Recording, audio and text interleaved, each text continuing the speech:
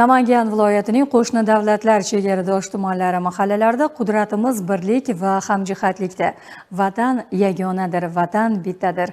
Do'stlik va hamjihatlik ulug'langan yurt. Qo'shnichilik ming yilchilik shiorlari ostida millatlararo totuvlik, do'stlik va bag'rikenglikni ulug'lashga qaratilgan ma'naviy ma'rifiy tadbirlar o'tkazildi. 3 kun davom etgan chinakam qardoshlik saylariga aylangan hamda do'stlik tarannumini o'zida mujassam etgan festivallardan muxbirlarimiz reportajlarda tanishasiz.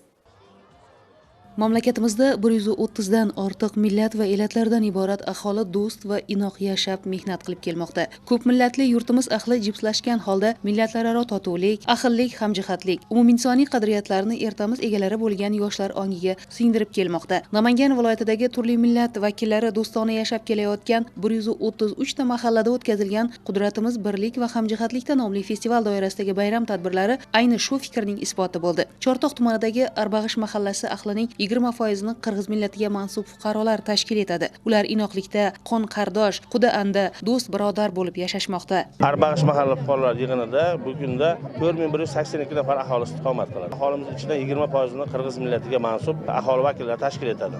Mana shu bugungi o'tkazilayotgan tadbirimiz ikki millat totuvligi, mana shu yurtboshimiz tomonidan olib borilayotgan odilona siyosatni bir ko'rinishi deb bilamiz.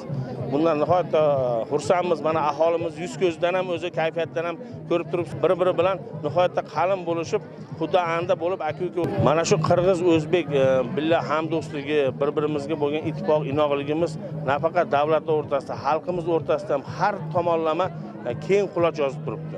Bu doimo bizga faqatgina omad, zafarlar olib keladi.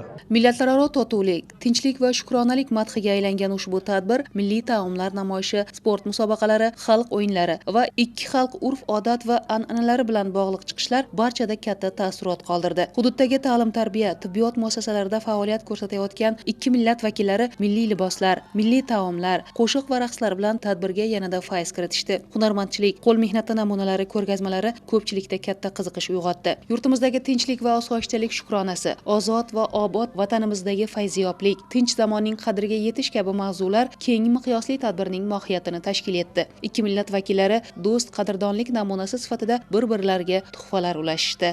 Mana bunday tadbirlar albatta yurtimizga yarashgan.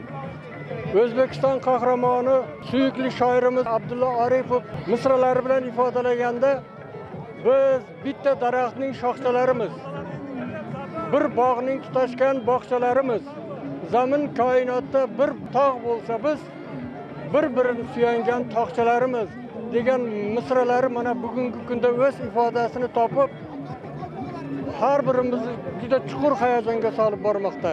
Men masalan o'zim qirg'izman. Qirg'izligim esdan chiqib qoladi. Maktabda ishladim, rus tilidan dars berdim, Namanganda ishladim. Men birorta inson millat haqida gapirgani yo'q. Men shundan xursandman. O'z yurtim, o'z vatanim O'zbekiston.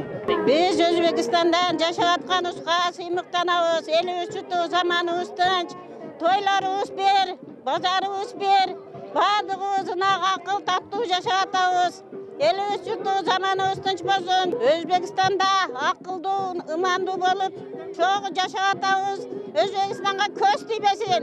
3 kundirki qo'shni Qirg'iziston Respublikasi bilan chegaradosh manzillarda davom etayotgan va chinakam xalqlar do'stligi tarannumiga aylangan tadbir tumandagi To'riq, Keskanyor, Saroy, Dehqonobod, O'rariq, Beshtol, Bog'iston, Hazratshoh mahallalarida ham katta ko'tarinkilikda o'tdi. Ikki xalq vakillarining xalq og'zaki ijodidan namunalar, laparva aytishuvlar, sport musobaqalari asnosida yanada qiziqarli tus oldi. Olis hududdagi tog' etagida joylashgan Arbag'ishdagi tadbirda keng sayxonlik uzra o'zbek va qirg'iz uloqchi chavandozlari barchaga yuqori kayfiyat ulashdilar. Ikki xalq o'rtasidagi do'stlik va birdamlik, ona yurtimizning qo'shni davlatlar bilan barcha sohadagi hamkorlik aloqalarining yangi davrini boshlamoqda.